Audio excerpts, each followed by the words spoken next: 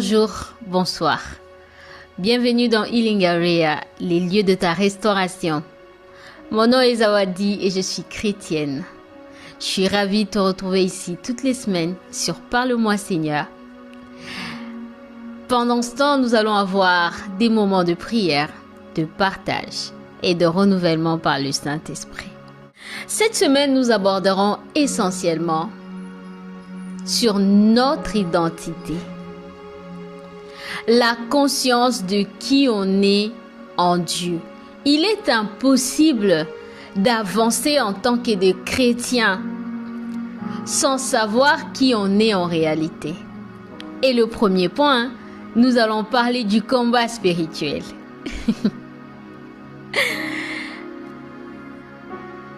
J'ai parlé à une proche il y a quelques semaines, on discutait sur... parce qu'au fait, elle vient de passer par une intervention chirurgicale et elle me racontait un peu, on parlait des tout et des rien, elle me racontait un peu comment ça se passait, son temps de convalescence, jusqu'à ce qu'à un moment, elle aborde une question spécifique qui a attiré mon attention. Elle me parle qu'elle a rencontré un prophète qui a prié pour elle et finalement le prophète a fini par lui parler de tout ce qu'elle avait comme combat sur sa vie, sur sa famille, tout ce qui n'allait pas en bref, tout ce qui devait être fixé.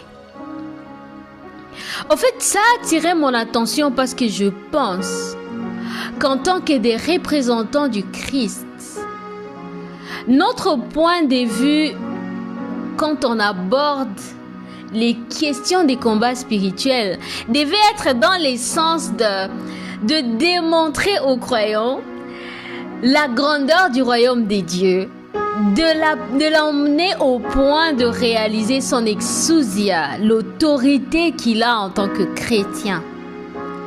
Mais moi, j'ai été choquée parce que ce représentant-là a choisi de démontrer à quel point c'était difficile. Je ne dis pas que c'est mauvais, parce qu'au fait, Dieu révèle, même si c'est bon, même si c'est grand, Dieu va te révéler. Mais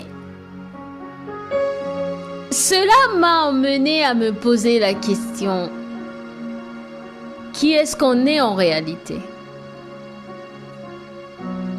Comment on se positionne quand on aborde le combat spirituel?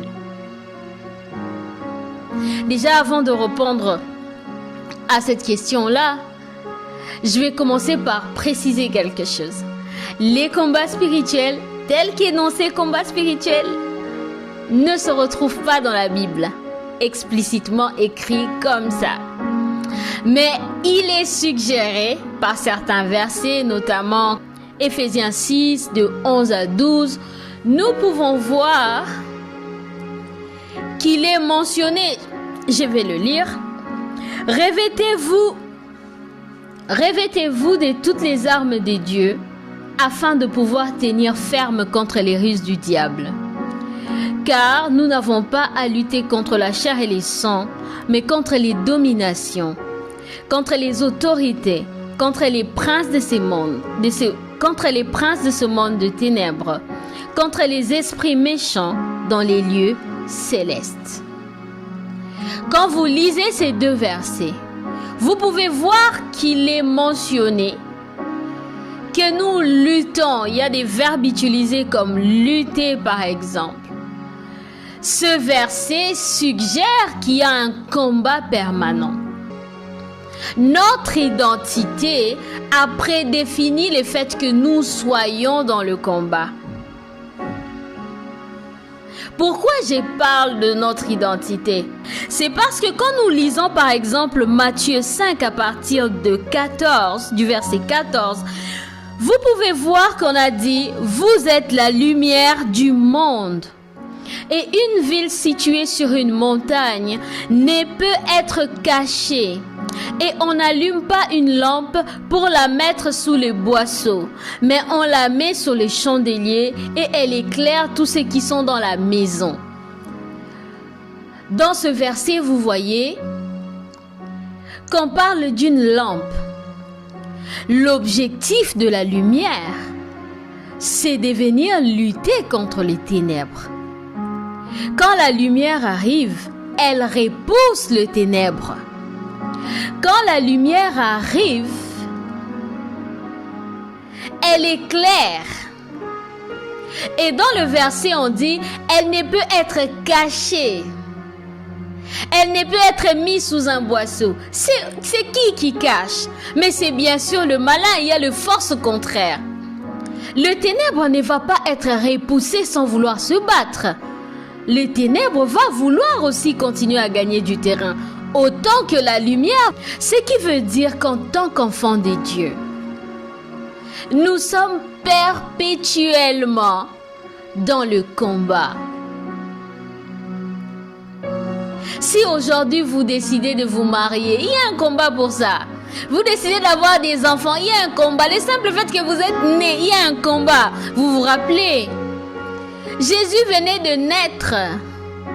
Mais un roi s'est dit qu'il fallait les tuer alors que c'était un bébé. Jésus ne pouvait rien en étant bébé. Il n'allait pas le renverser. C'était un bébé qui est né dans une étable. Qui allait se battre? Les moutons qui étaient là? Non. Mais déjà, il était un risque. Et à l'image de Jésus, nous avons été créés à son image. À l'image de Jésus, nous aussi, le simple fait que nous naissons, nous nous exposons déjà dans un combat, qu'on soit conscient de cela ou pas du tout. Mais là, la question n'est pas au niveau d'avoir conscience de cela ou pas. La question est, qui est-ce que nous sommes dans le centre de ce combat? Comment nous venons combattre?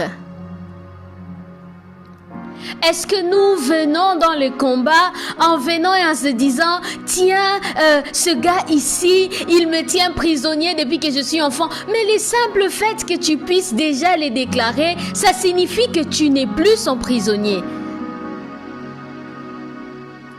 Le simple fait que tu es là, que tu aies pris conscience de ce qui se passe, c'est déjà un pas vers la libération. Et il faut qu'on apprenne à célébrer nos victoires, étape après un autre. En tant que des chrétiens, on est plus apte à parler des combats, de tout ce que mon mariage est combattu, mes enfants sont combattus, j'ai tel problème et j'ai ceci. Est-ce qu'à un moment donné, on peut commencer à parler victoire? Parce qu'au fait, nous ne combattons pas pour gagner. La victoire est déjà là. Depuis que l'histoire a été écrite, on avait déjà gagné. Même si nous voyons, nos sens nous donnent comme l'impression que non, c'est dur, oui, c'est normal, ça doit être dur, nous devons le ressentir en nous. Mais nous avons gagné. Si on le ressent, c'est parce qu'on a déjà gagné. Nous combattons dans la victoire. Nous luttons en ayant déjà gagné. Nous ne venons pas demander une faveur. Nous ne sommes pas là pour supplier le malin et lui dire « lâche un peu, on est fatigué ». Non, on est là pour lui donner l'ordre de quitter nos vies. Nous sommes là pour lui dire « tu n'as aucun pouvoir sur moi ». Tel notre Dieu t'a chassé, autant tu n'as pas ta place dans ma vie. Comment nous comportons-nous face au combat spirituel? On devient agité, on est rempli de peur, on est rempli d'inquiétude, on fait un rêve cette nuit et on se réveille. En tout cas, j'ai fait tel rêve, on m'a fait ceci, on m'a étranglé pendant la nuit. Mais est-ce que tu te poses la question pourquoi tu t'es réveillé? Parce que si c'était pour te tuer, tu ne te serais pas réveillé. Tu t'es réveillé parce que tu as eu juste l'aperçu de ce qu'ils s'imaginaient pouvoir faire. Parce qu'ils n'en ont pas la capacité. La seule chose qu'ils peuvent faire, c'est de te souffler la peur.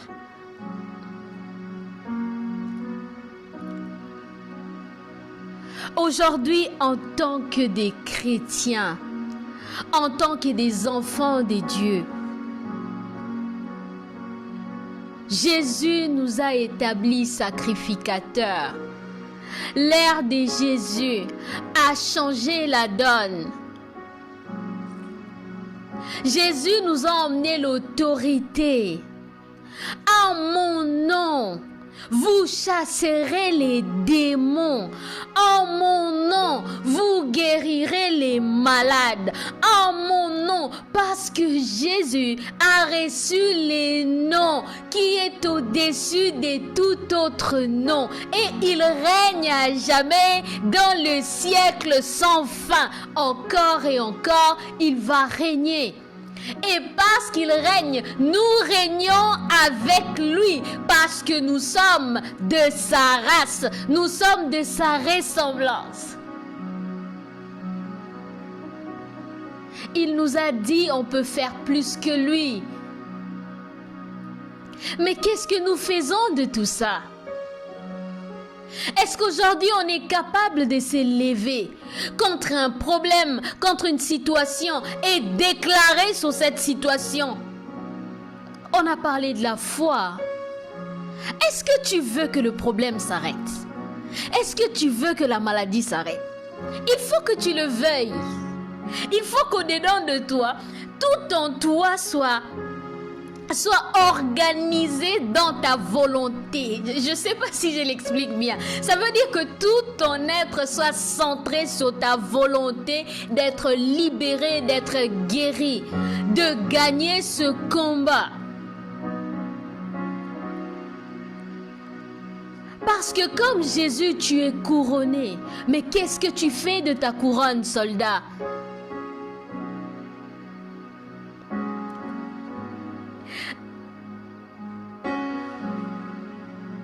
Qu'est-ce que tu fais de ta royauté? Le combat n'est pas pour que nous allions gagner, pour que nous allions nous battre, que nous allions donner nos efforts pour gagner, taper sur quelqu'un. Non, c'est déjà fait. Aujourd'hui, en tant qu'enfant de Dieu, lève-toi. Déclare sur cette situation. Dis que c'est fini. Dis que c'est fini. C'est terminé aujourd'hui. Une autre page s'ouvre. Je ne veux pas savoir ce que ça demande. Je ne veux pas savoir qui doit intervenir. S'il y a un roi qui doit toucher. Je ne sais pas, mon Dieu l'a fait. Ce que je sais, ce que déjà j'ai gagné cela. Si on a prophétisé, si on t'a dit dans ta famille, il y a quelque chose qui s'est passé et puis la maladie est rentrée, on vous a tous condamnés à une infirmité, déclare que ça s'arrête avec moi. Moi, j'arrête ce cycle et à partir de maintenant, une autre histoire sera écrite. Nous allons écrire l'histoire aujourd'hui. Nous allons réécrire l'histoire. Nous allons déclarer sur cette infirmité qui nous retient depuis des années encore, cette chose qu'on a dit qui ne pourra pas partir. Il faut beaucoup de prières, j'entends ce terme-là. Il faut beaucoup de prières, il faut persévérer, il faut... Non, Dieu l'a vaincu à la croix parce qu'il a dit... C'est fini. Tout est accompli. À la croix, il a tout pris. Personne ne peut te condamner. Personne ne peut te retenir otage parce que tu es enfant de roi de roi. Nous sommes enfants de roi de roi. Lève-toi et déclare, je suis de la race des élus. Je suis celui qui a déjà vaincu. J'ai déjà gagné. Quoi qu'il se passe, quoi que je ressente dans mon corps, quoi que mes pensées soient envahies, je déclare la victoire sur mes pensées parce que c'est un fait. Ce n'est pas une imagination. Nous ne sommes pas en train de concocter une formule. Nous ne sommes pas en train de réfléchir. Attends, ça va se passer comment?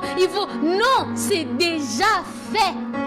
Dieu l'a déjà fait. Alors vas-y et possède ta victoire. Vas-y, entre dans ta victoire. Marche sur ce chemin glorieux que Dieu a tracé pour toi. Avance.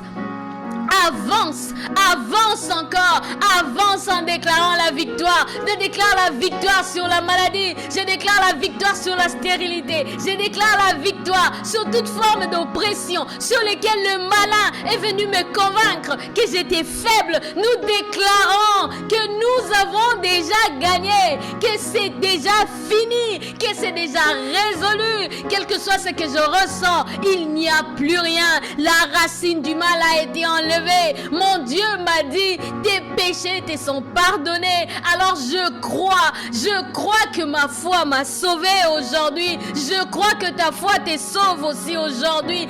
Déclare avec force, c'est terminé aujourd'hui. Si tu ne pouvais te lever, essaye de te lever et déclare la victoire. Si tu ne pouvais parler, essaye. Touche là où ça ne va pas et déclare que c'est fini. Quel que soit ce qui se passe. Les gens, ils ont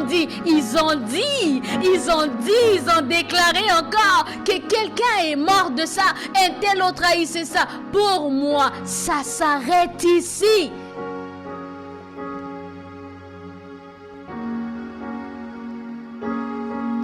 Ça s'arrête ici. Je déclare une saison nouvelle. Je déclare des changements, des transformations dans les vies des gens. Toute chose devient nouvelle à partir de maintenant. Le passé est passé. À partir de maintenant, tout ce qui nous maintenait captifs nous libère. Je déclare au Seigneur qui est dans la vie de ton peuple aujourd'hui. Plus de pleurs, Seigneur. Nos émotions sont rétablies. Nous retrouvons la paix, Seigneur. Nous retrouvons la paix, Seigneur. Parce que tu as tout vaincu, Jésus. Parce que tu as tout vaincu, Yahweh. Parce que tu as tout pris, Seigneur. Tu as pris nos infirmités. Tu as pris nos maladies, Yahweh. Tu as tout pris. Nous sommes libres. Nous sommes libres. Nous sommes libres, Seigneur.